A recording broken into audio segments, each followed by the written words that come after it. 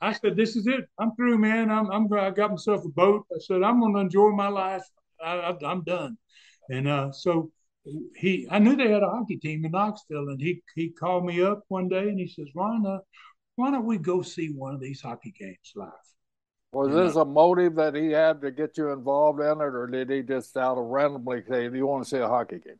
he wanted, it was a little of both. I got a feeling because we had been successful in the wrestling business once they came back with Continental. So I think he thought, hey man, we may have some success in it. It's, whatever reason, we went. And this is a crazy story.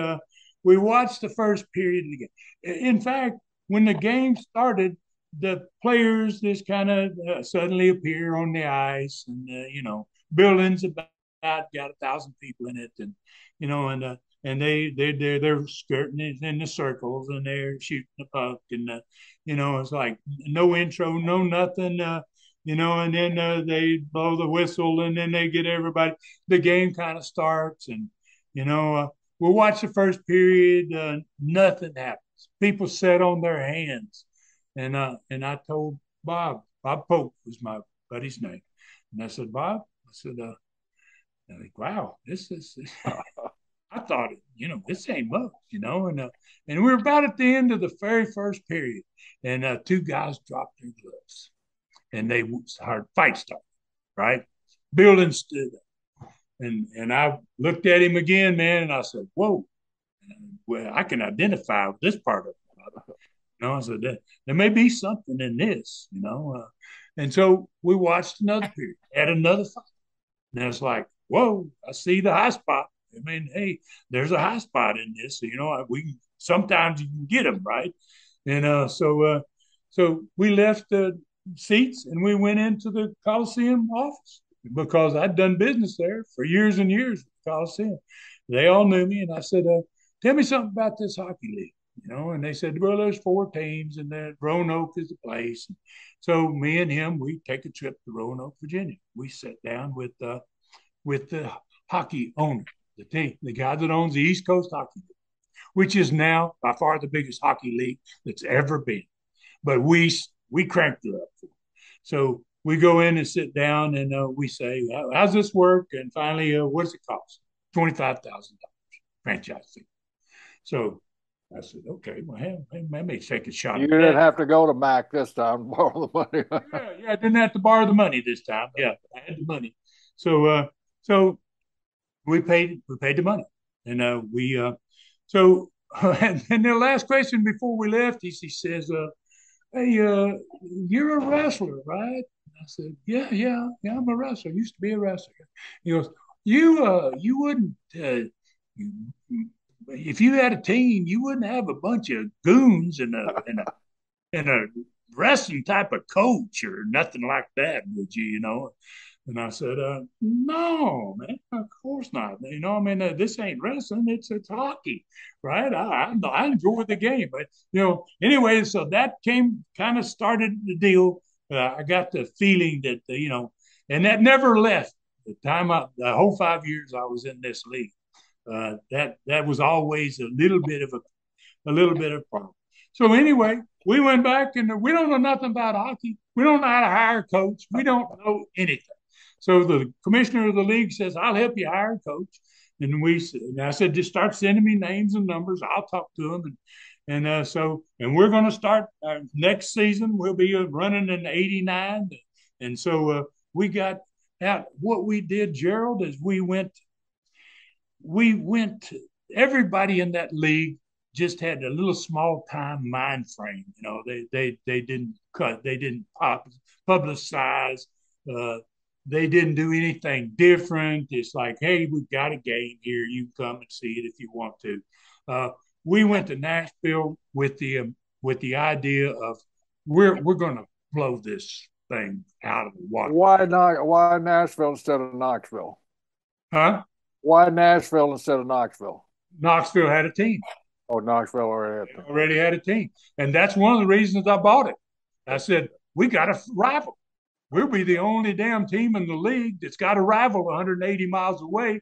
And besides that, Nashville's building is almost twice the size of Knoxville's them. Coliseum. I said, we got a bigger building, Bob. I said, we sell that sucker out and we'll be really walking the tall cotton. And he's like, wow, heck yeah, Ron, let's do Nashville, right? So we go to Nashville and we name the team the Knights. We have a big press conference. I'm the damn owner and I dress all up. We've already got the uniforms and the logo, the whole deal. And got a room full of press and I say, anybody got any questions? And every one of them had the same question. They go, how in the hell do you ever think you're going to survive here in Nashville? So we had hockey here about 15 years ago, and it died. This ain't a hockey town. And I was like, I had a press conference, and the whole argument is, you ain't gonna do shit, boy. What are They you all doing? calling you a dumb. Yeah, they thought they knew I was a dumbass. That's basically it. And I'm showing them the jersey and all that, and they're going, you ain't gonna make it. How many people, I think one of them said, how many people you think you're gonna have for the first game?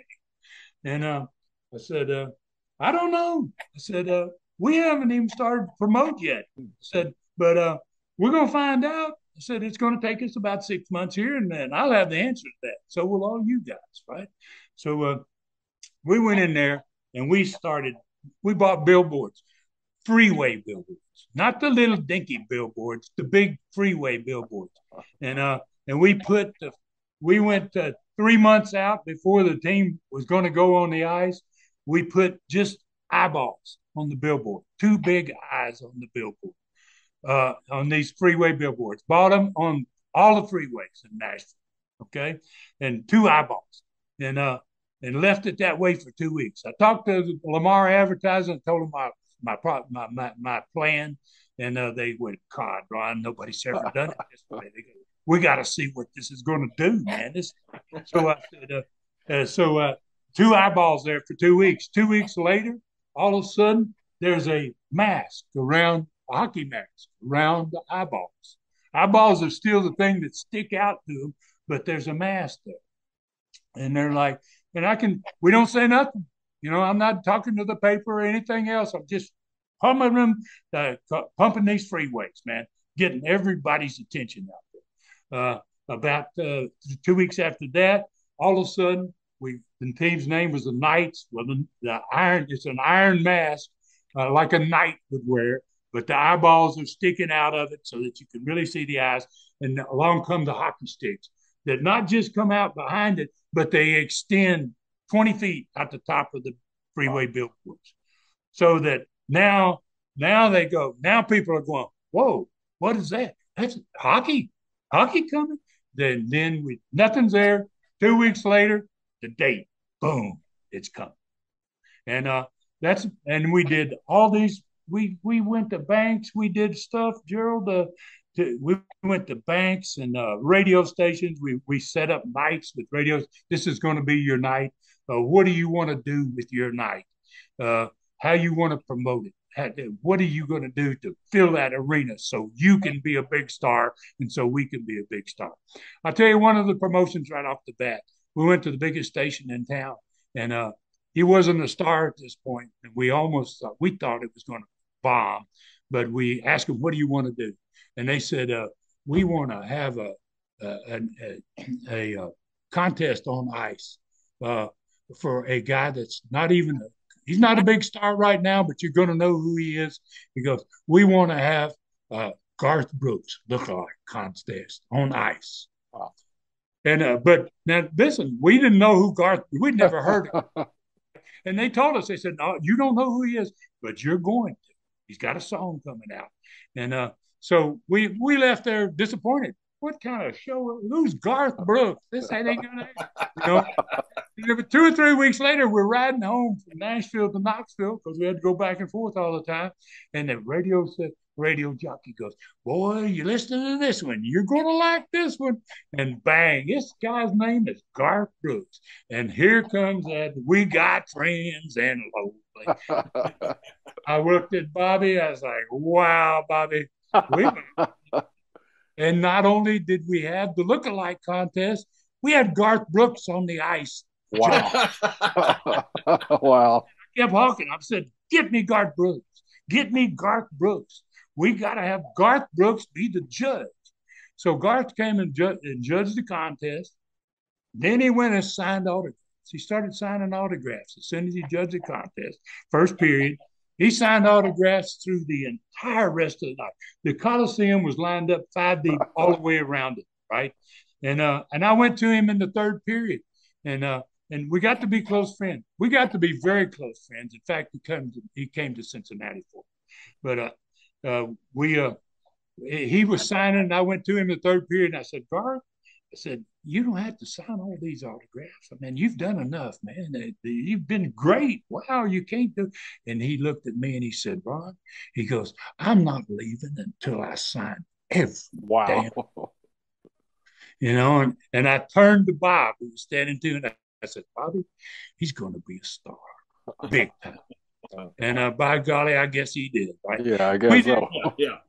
We did all these things. So we did all these different promotions that had never been done on ice anywhere.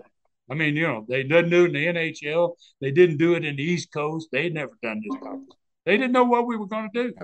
And so then I said, we got to have a game intro. I mean, I said, we don't send these people out there to a dead damn house, man, and they're all sitting on their hands. I said, we're going to do an intro. And so I had a great little announcer, man. He's all fired up. God, what are we going to do, Ron? What are we going to do? And, so I started explaining it to him. And so the first night we did the show, we got ready to open the game. We had to hold the game because we had so many people outside. Wow. First night, they said, we went back to the next morning after this. I had another press conference after the first game. Took the newspaper, the front page of the sports had a whole top half of the page was 6,004. Wow. That was the attendance, right? And I just said, guys, remember 6 months ago when we were bombed and dead, not going to drop 500? Here's the number. And so I got back at him. So first game, we held up the game, and then when the game started, the other team coach came to me and he says, we're late starting. We can't start the game late. I said, man, we got 1,000 people outside. I said, they're going to see something here in a few minutes. I don't want them to miss. And I said, I don't care. All the masses are going to be in this building before you get the boys out on the ice. And so, well, he's a wrestler. That's back to the wrestler. Don't mess with him. He's a wrestler, right? So he tucked his tail and he ran back in the dressing room. And so when we got them all in there, when we got ready, we killed the lights. The whole building went dark. Everybody in the building probably thought, oh God, the lights have gone. They had to pay the bill. and then we started da da da da da da da da da. The old oh man, George Thorogood.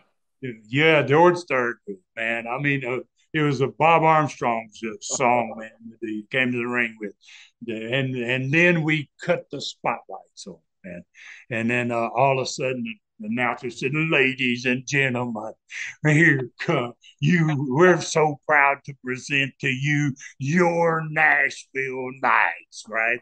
And then the other team's out there skating around. They already went out. They're skating around, ready for the game to start. They lined up on the red line. They stopped warming up. There's like, what's going on? And the coach, I see him over there. He's like, what are they doing? And then the players started coming in, and the announcer introduced every one of them. Never been done in hockey before. And you never hear the player's name. You don't get that type of introduction. And they came on the ice one at a time. And here's a Rocket Bouchard, and they had all these nicknames. And the more players that came on, the louder the damn crowd got. They were all standing up.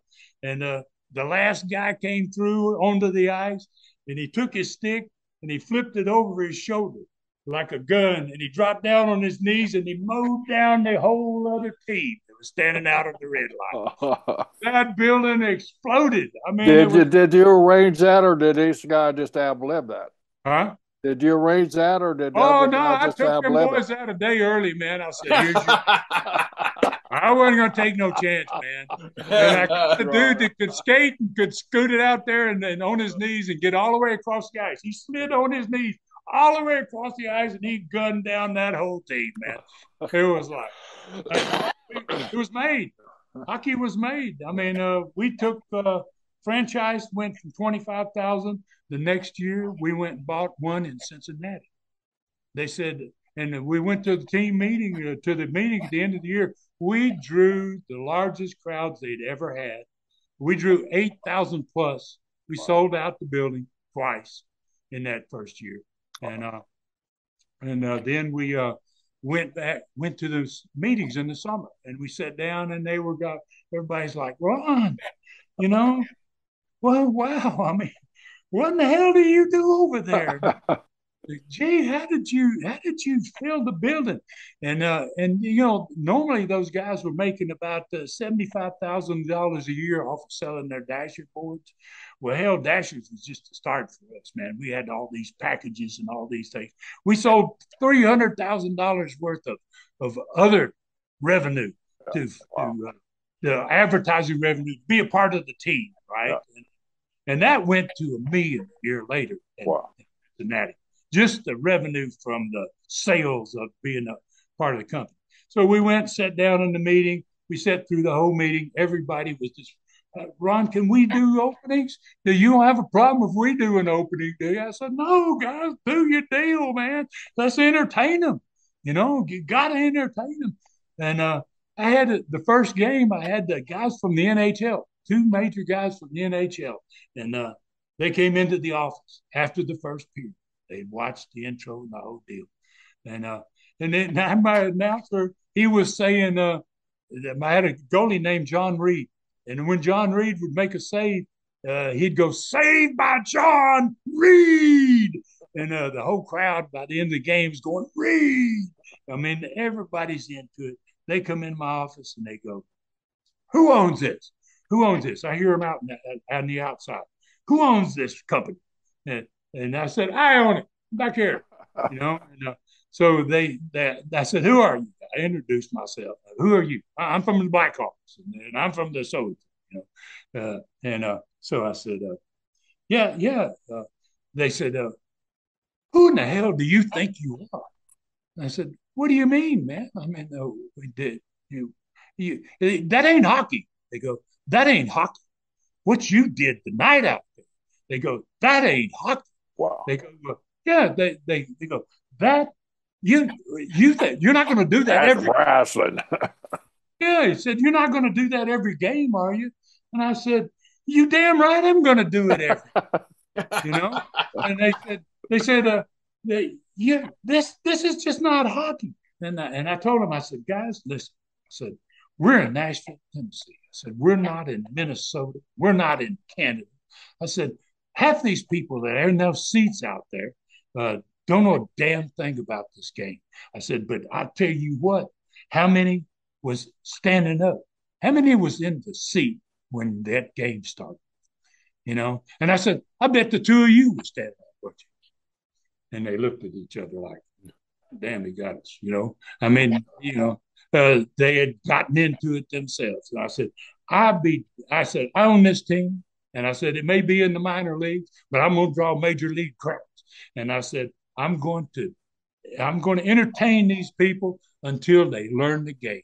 And I said, once they learn the game, I won't have to do it, but I'm still going to do it. And I said, "I tell you what, I'm going to make a little wager with you right now before you two guys leave here that will be 2 years or 3 years that you'll be doing the same damn thing."